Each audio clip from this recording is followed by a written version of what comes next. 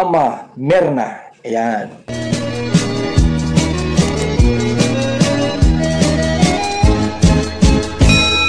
Hello, good morning mga kaama, mga kalingap. Narito muli ako para magbigay ng konting reaction lang dito sa aking paboritong love team. Maaaring paborito rin ninyo ito. Itong love team ng Jom Carl. Naku, ano ba itong nangyayari sa kanila? Mukhang may tampuhan, mukhang may something sa dalawang ito. Good vibes lang po ito mga kalingap ha.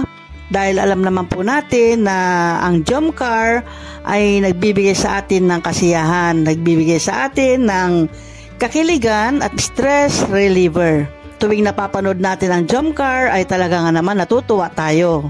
Pero ano ba itong nangyari? Itong huling dalaw ni Jomar. Mukhang nagkaroon ng tampuhan o si Carla ay nagtampo kay Jomar. Naku ha, todo effort pa naman si Jomar. Napakabigat yung kanyang mga dinadala, no, nagatid sila doon ng mga pintura at may dala rin siyang yung flower para kay Carla. Kasi alam po ba ninyo bakit bibigyan ng flower si Carla? Kasi nga mansari nila. Oy, ang tagal na nila ha. Parang kailan lang yon, pero ngayon ay 6th mansari na nila. Ito nga nag-effort si Jomar at binigyan niya ng flower si Carla. Pero to si Carla, bakit may tampo? Ano bang dahilan? Nagtatampo siya. Sabi ko na pala si Papa Jones. Hello, bro. Kailan? Late na po. Ha? Late na? Actually, nabili ko talaga ito ng 18 pa.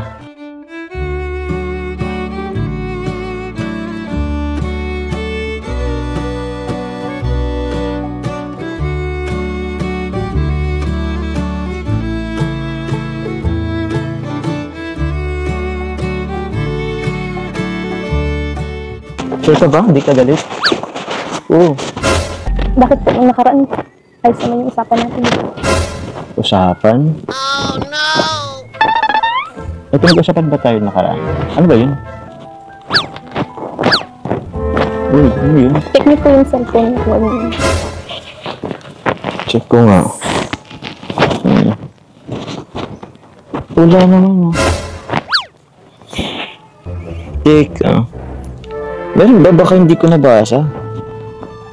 May na po yata kayo. Ha? Teka lang ha. Well, pinansin mo yata ay. Inansan ko na po. Hindi niyo naman tinapad. Oh?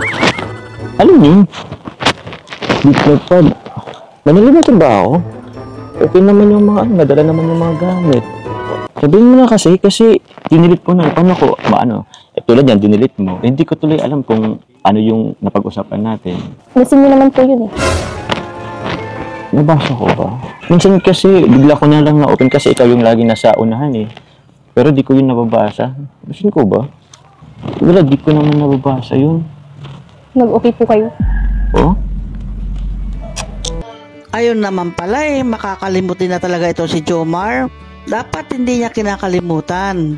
Pero sabi naman niya hindi niya nakalimutan. Na late lang kasi late nga yung pagpunta doon sa bahay nila Carla, pagdalaw nila, kaya na late yung pagbibigay niya ng regalo niya o yung flower na ibibigay niya kay Carla. Para sa kanya, hindi niya yun nakalimutan. Na late lang. Siyempre si Carla, love na rin niya di ba? Si Jomar. At may tiwala siya kay Jomar na alam niya bibigyan siya ng saya ni Jomar at nagtitiwala rin siya kay Jomar.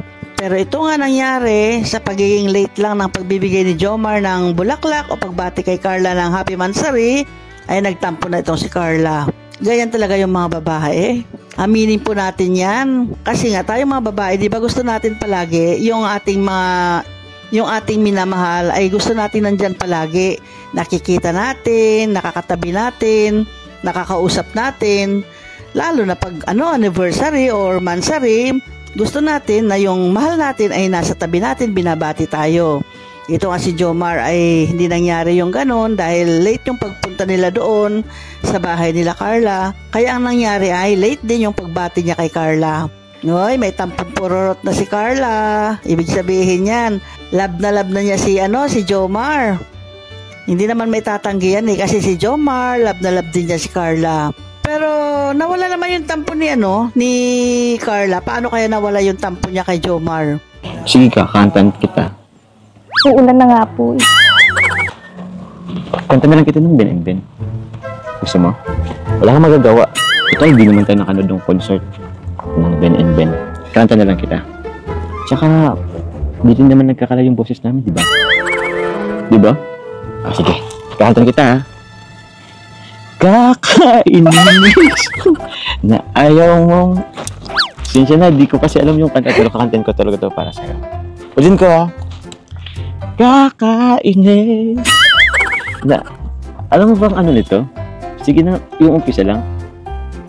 Kakainis na ayaw mong maniwalang mahal ka.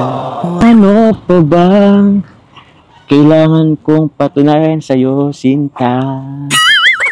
Pero naiintindihan ko naman, iniiwasan mo lang masaktan. Paninindigan kita, oo, mamahalin kitang buong. Kahit sa pagtanda ako'y sa'yo. Yun, ay di pa pala. Ika'y ingatan ko, di ba? Paninindigan kita, oo, mamahalin kita.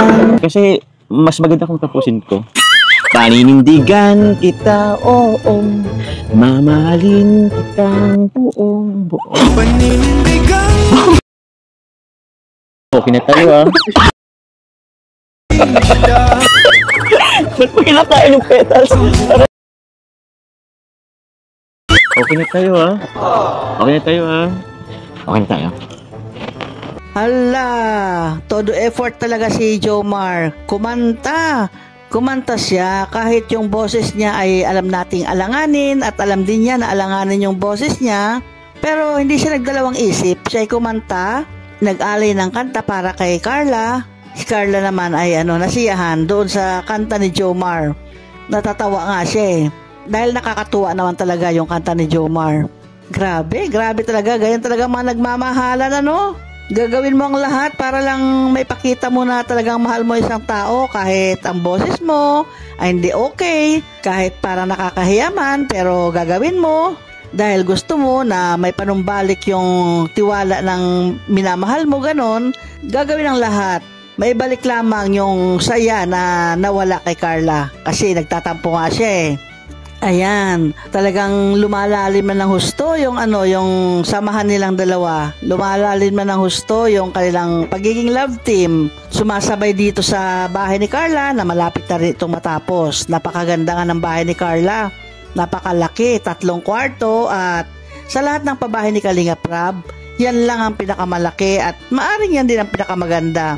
Nag-upgrade ba, kumbaga, ganun talaga kasi si Carla marami nagmamahal, marami nagsusupport, kaya gusto nung mga supporters niya, yung mga nagbibigay ng ayuda sa kanya, ay malaki yung yung bahay na para sa kanila o para sa kanya.